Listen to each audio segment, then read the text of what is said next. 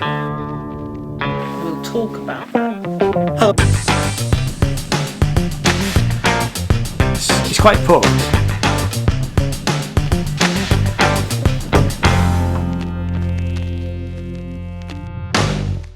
Hello, my name is Ian. This channel is all about music and art, and this is where we talk about music and art. And in this series of videos, we've been looking at what's been happening regarding music streaming in the UK. The UK government's Digital Culture, Media and Sports Committee have been looking into the ways that the streaming platforms and other large record companies manage payments to songwriters, musicians and performers. And on the 15th of October 2020, UK Parliament published a news article stating that the Digital Culture, Media and Sports Committee were going to inquire into the impact of the streaming on the future of the music industry. The article stated that the inquiry would consider whether the government should take action to protect the industry from piracy in the wake of steps taken by the EU on copyright and intellectual property rights. Now, I knew that there were some high-profile musicians and music industry types who were giving evidence to the committee. And the first of these meetings was on the 24th of November 2020, with another meeting on the 8th of December. Now, these were long meetings lasting over 3 hours. So what I've done is I've decided to edit them down into shorter videos, and the links to all the previous meeting videos are in the description down below.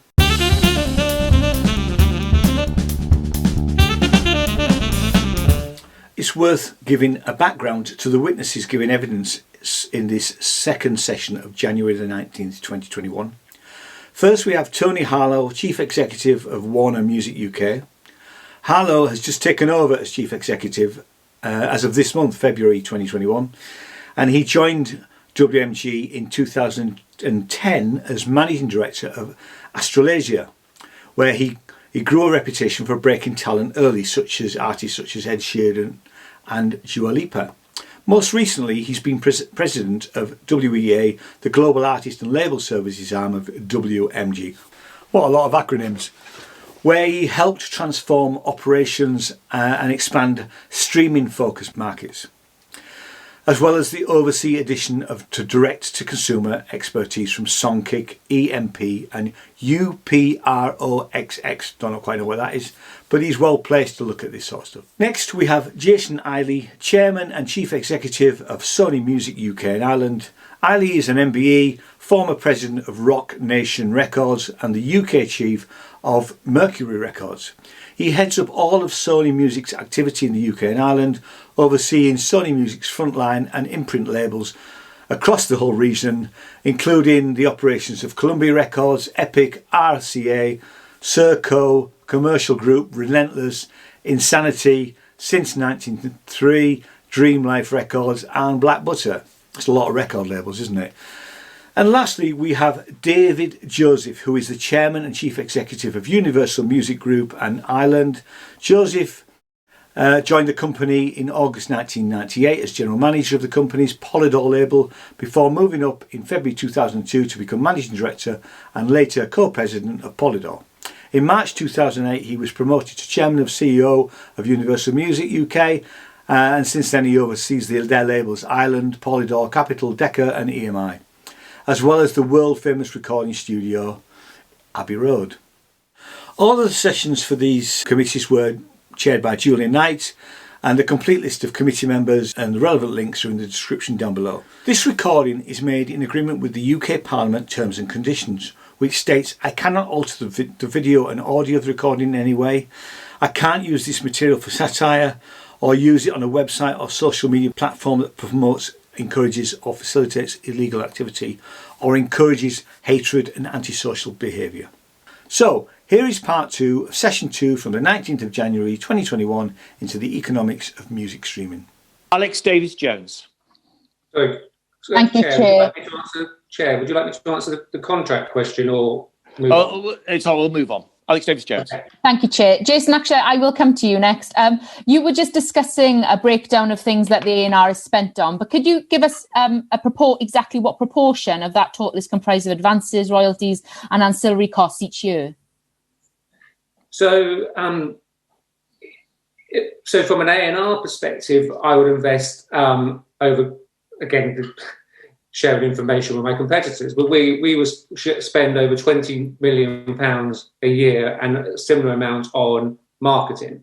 So there's a huge amount of money that goes back into investing in an artist, because you have to appreciate that from a marketing perspective, with marketing costs, there's digital costs, promo, press, radio, TV, the support, and we give our artists tour support, obviously advances, recording costs. So that's really the collective that comes out of the 80%. Thank you. And then those production costs that are expected to be covered by the artists themselves or the artist's advance, they're then recouped by you by the royalties. Is that correct? So when we sign an artist, we will negotiate their advances, and that's done with their lawyers and their managers.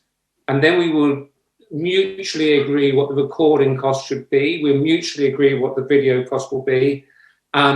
And then we will, so those costs are recoupable. Right. The marketing costs are costs that we spend. So that's the money we invest. So if I look at, I looked the other day that one of my rap artists, we gave an advance of £300,000, a recording cost of over £400,000, and we've subsequently spent over £1 million on that artist, on marketing that artist to be successful. Right. Unfortunately, that artist is successful. Right. So how many artists then do you provide these types of advances to each year? Oh, crikey. Well, we, as I touched on earlier on, that we've invested over £175 million in 190 million pounds, in artists over the last few years. So we're signing on average probably about 50 artists a year. Okay. And if I look at how many, and also just to put that into perspective, that it is very rare that I see an album artist deal advance for less than £200,000. Okay. And actually, quite frankly, in the modern world, with the success of platforms such as TikTok, we can see one-off singles that might start. I might get a call from one of my labels in the morning that it's £50,000 for an advance, and by the end of the day, it's £300,000 advance. The singles market is a really, really huge market for one-off singles at this moment in time. So you've got two different markets, really singles-driven, and then album artist campaigns, which take, I guess, considerably longer these days to market and act, and therefore the cost increase. Okay. So given that these advances are then recouped from the royalties, do you then deduct these totals from the A&R costs each year? No, we don't. Right. I mean, okay. it's yeah. Okay, so no, then I mean, my job. Sorry, if I can just. My job is to make sure that our artists are the most successful artists in the world. That's what when I wake up in the morning, that's what I live and breathe. And that's what we try to do. We try to give our artists every form of support and backing we possibly can. And so it's in our interests sometimes to invest more money in A&R or more money in marketing. You're never going to hear a manager say, stop marketing. They want you to market their act. So there's a continued investment there. Okay, so that's a no then. So how much of your yearly income then is comprised of recoupments against historic advances?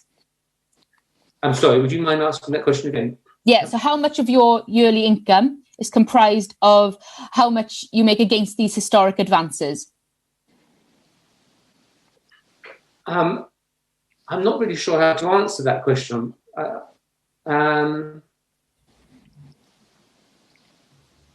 Yeah, I'm sorry. I might have to come back to you and write to one. I don't really know how to answer your question. I apologise. Okay, that's fine. We'd appreciate it if you could write back to us with that information. Sure. Okay. I'd now like to move on to the PPL fund, if I may. It's something we heard a lot about in the last session.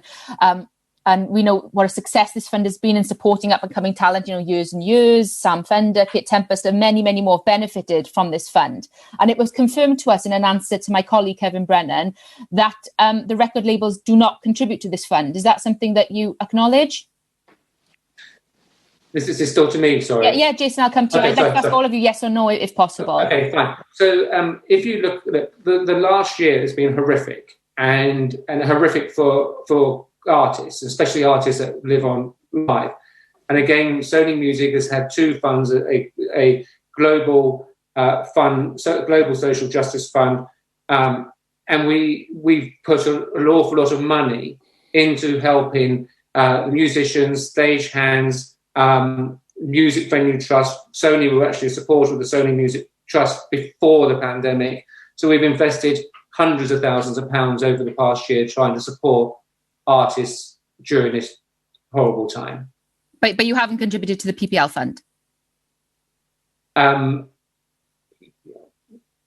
don't believe so. Right, okay. Tony, can I ask you yes or no? Are you aware that you've contributed to the PPL fund as an organisation? Yes, so I think the answer is no, but you should be clear, as Peter explained on the PPL call, that is a black box amount left over from dispersal. So our contribution is not insisting it's dispersed.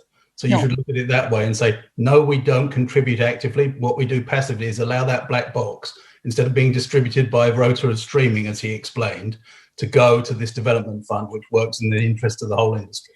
Yeah, a fund which is meant to support musicians and artists and songwriters is something that your organisations have benefited from, and is a fund that you do not contribute to. I think that's what we're hearing. That's the point I'm making, which is we do contribute in the sense that we don't insist on the black box coming back to us and being dispersed in the way that we've talked about dispersing everything else. We don't actively contribute to that fund. I think that's what Peter was saying, because as Jason says, we all have our own individual artist development funds, social justice funds, and other causes. So the answer technically to your question is no, but actually it's letting go of the demand for that balance. Okay. So as we've heard, then, we'll talk a bit more about that and supporting artists. David, I'll bring you in. You can answer this one if you want to. The BPI have reported that last year's record label's trade income was £1.1 billion. Now, at the same time, this committee has heard from many musicians, artists, songwriters who are struggling to make ends meet. Even before the pandemic, a typical musician was earning just over £23,000 a year, well below the national average of over £29,000 a year. And this is according to the National Office of National Statistics. Do you think this is fair? May I answer the charity one first? You can come in on that, but I'd like to know your answer if you think that's no, fair. Of course I'll come in and answer, but I didn't want it to appear that we weren't supporting charities. So there are lots, it's a lot of artists and musicians have been hit dramatically during the events of the year. And then you add on the uncertainty of Brexit on top of the initial uncertainty. We contribute to the BPI, and I like the idea. There's lots of different sources for charities. So we support Help Musicians, MMF Rebuild, Stagehand, Music Venues Trust, Music Support, and Nordolf Robbins. I'd also like to say that we supported a lot of our artists during this time with creatively and with payments, so that the picture of artists who are signed to us, who I feel incredibly passionate about, incredibly supportive about, I care deeply about them, we've made sure of that. In terms of your question about the trade value of the industry, 2020, streaming did go up.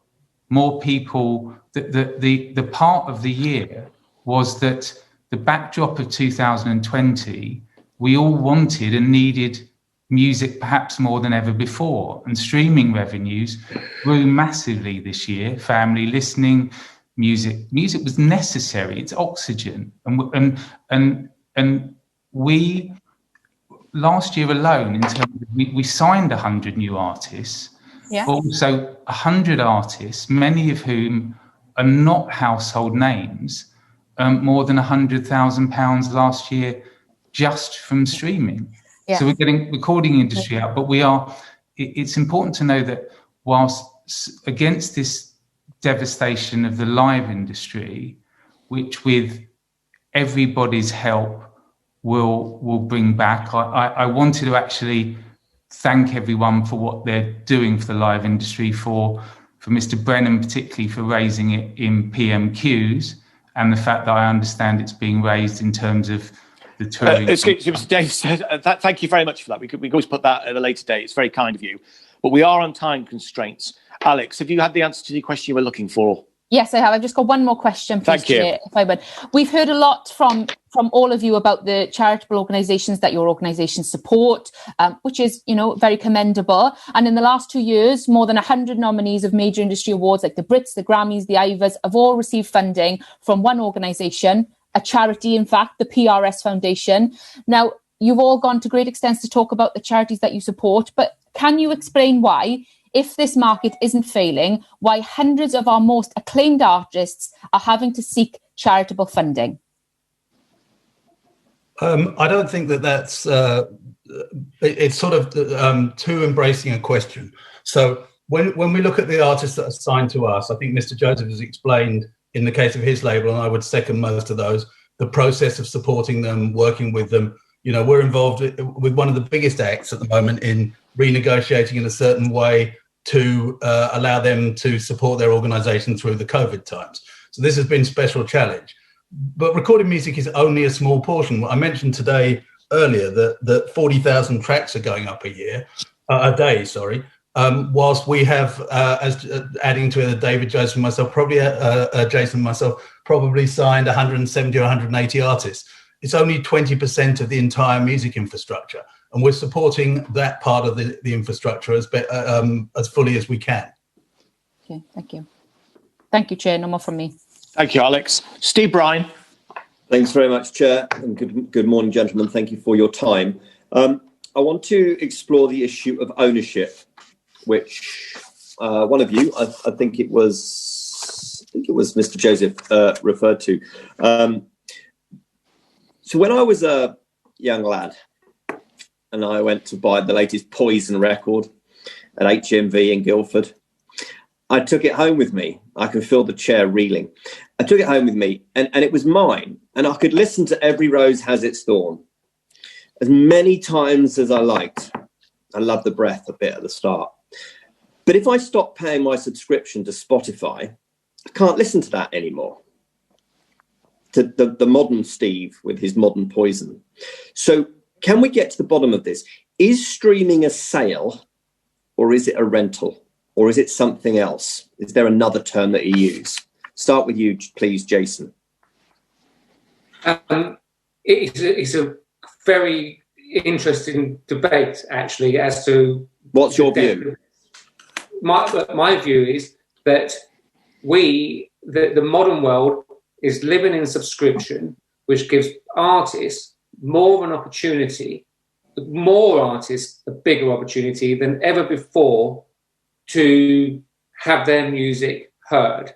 And we as record companies pay those artists on the basis of their royalty rates from their subscription. Right. Is it a sale or is it a rental, in your opinion? I go back to, I have to just answer the same, sorry, it's the same answer. We're in a subscription model. Today it becomes a kind of almost a legal conversation in the sense of what the definition is. And we're in a subscription model where people have the ability to subscribe, and more artists have a bigger opportunity than ever before to have their music heard, and we pay them a royalty based on that. Do you then pay your artists after each stream as if it were a sale? In the same way as if I bought that Poison record again, I'd pay for it again. I think, and I'm not sure, and forgive me if I'm interpreting your question wrong, the conversation about whether there's a user-centric model, whether an artist should, so if you listen to that album and the artist should get paid on that album compared to the current model, which means that artists are paid on the total amount of streams, that's defined as a user-centric model. Now that's that's a very difficult conversation, because I look after artists across many different genres, and I have many artists that favour the current model and getting paid on the streams getting paid per stream, and I'd be favouring one subset of artists over another. So that's a difficult position in this debate, because I can listen to Harry Styles 10 times or The Clash 10 times, and that's my choice. But ultimately, the difficulty is I have different artists that favour the two different options. So the interesting thing is then if I listen to a piece of music, if I don't choose to listen to a piece of music on Spotify, it chooses something for me. And we've discussed this in other sessions on this inquiry around the algorithm. So Sunday morning jazz, Sunday morning smooth jazz. Who doesn't like that? It's still then deemed as a sale. Please come in, Steve. I'll pick it up. What do you think the answer to? What do you think the answer to this is? Is it a sale? Or is it a rental? Can I? Let's just take Tony first, because he put his hand up. Okay, Steve. I think it's clear in the conversation that the streams are covered by the making available right, which is the sort of internet equivalent of a sale. Why do they get covered by that area? They're covered because streams are generated by deliberate choices. You can listen to you can play what you want when you want it, and skip when you don't want. And that's the basis of the argument that streams are equivalent to sales. You have choice. You can either choose a song directly, or you could make your own playlist, or, as you say, you could listen to something like Sunday morning jazz. But when I'm listening to it, as you're listening to it, it will then feed me artists based on the choices I've made before. I can decide how long I want to listen to. That's not like broadcast. I can decide when I want to listen to that. I can skip. And in some cases, most platforms, subscription platforms nowadays, will offer you the chance to cache your recordings or bring them down to use offline. So in all those ways, it is like a sale. And as I say, it's covered by that making available right, which is kind of what the internet has set out as the basis of equivalent to sale. You see, the way that it's like a sale. So all the old contracts, when I was buying my tragic purchases, all the contracts would talk about sales, wouldn't they? So they're then paid as sales. But you're not paid the same as sales if it's streamed, are you? Well, we've moved from a transaction. It's certainly true. We've moved from a transaction-based model to a consumption-based model. So you continually get paid over repeated usage of your intellectual property, as opposed to the one payment when you, and I have to be honest with you, Steve, it was perhaps me that sold it to you in Guildford R Price, because I was working in that area. Oh, I knew it. I knew you looked familiar. But I got one payment. You walked away with the album. Now Bret Michaels and Poison are getting paid over and over again as you go back and explore your youth in the way that I do with. But the thing is, you see, with Bret, he's already made a fortune. He's not. Sorry, the division bell is going here. He is not attempting to start out his career and get remunerated for his artistry. He's already been paid through the old model. So I still go back to the question: is it a sale or is it a rental?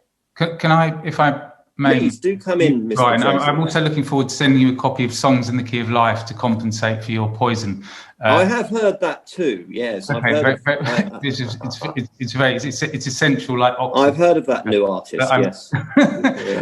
When to go back to CDs with any artist or vinyl, you got paid once, and whether or not you listen to that album once or you listen to that every day of your life, there was only one point in which the royalty was paid. And also those stores, naturally, they close at 5 o'clock.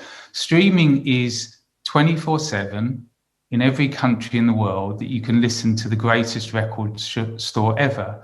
It's clearly a sale. It's not radio. It's on demand. You can go wherever you want. When I have this issue, which is actually, and not this isn't aimed at you.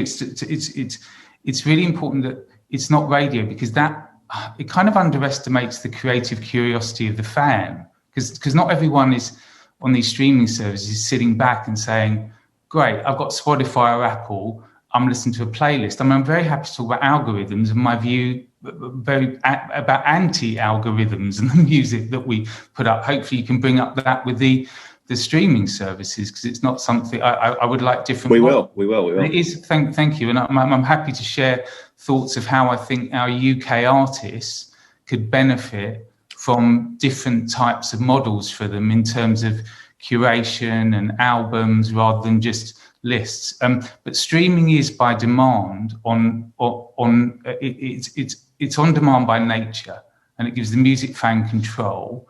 So if they're listening through self-selection, which is about 86% of all the listening on the services, or playlists, and even on playlists on the ones left, the listener fan can choose what genre, what theme. They can skip forward, they can go back, they can listen again. So it's very, very different from broadcast. So there are micro payments all throughout the world, and once again, very briefly, our artists see this on their portals, on their royalty statements. So rather than the one transaction, and when it was CDs, probably the last thing I'll say is, when there were CDs, the record stores, like the one that Mr. Harlow used to work in, a bit like book publishers, they used to charge record companies for getting their records in the front of the windows and on the shelves, a bit like book publishers do, Chair, when you reference that. Now, and those days, if you were in the top 10 artists, you were about 13% of artists were in the top 10. There wasn't any real massive economy to it. You couldn't really do it yourself, and now it's absolutely the opposite. So it's very important to say that the real estate, the number of artists, if you were, I get it. I just want to close here because it's gone 11:30, and there is obviously a lot of business to cover. I just want to. So look, what we're learning here in this session and other sessions is that we are talking about a new-ish world. We often hear about the beauty of getting your music played on these platforms and getting your music heard, which is what every artist wants. Yeah, sure, every artist wants people to be able to know their lyrics and sing along to Hey Jude. But here's the thing: is that's great, but you still got to get paid for it, and you still get paid, as does Jason, as does everybody that sits around this table here today. But let me just read you this quote from Nadine Shah. So this is in hindsight. It's on the record. She gave evidence to our inquiry on the 24th of November. I'm sure you know Nadine, who's an up-and-coming artist. She said this: "All I do know is that the earnings from my streaming are not significant enough to keep the wolf from the door. As an artist with a substantial profile, a substantial fan base, critically acclaimed, I don't make enough, and she is. I don't make enough money from streaming. I'm in a position now where I'm struggling to pay my rent. And I'm embarrassed to talk about these issues publicly. I'm embarrassed to talk about them for many reasons, because money to an extent is an indication of success. Here, that is not really the case, because I'm a successful musician, but I'm not being paid fairly for the work that I make. As I said in the first session, often artists are encouraged not to ask these questions." That's pretty damning, isn't it? So there's an up-and-coming artist who's put her heart and soul into her work, but she's struggling to pay her rent. So this may be a new world. It may be a subscription service, a rental, a radio. We can call it what we like. We can dance around these issues as many times as we like and use as big words as we want. But the bottom line is that here's these artists who can't afford to pay their rent. Something going wrong, surely. Don't you think, David?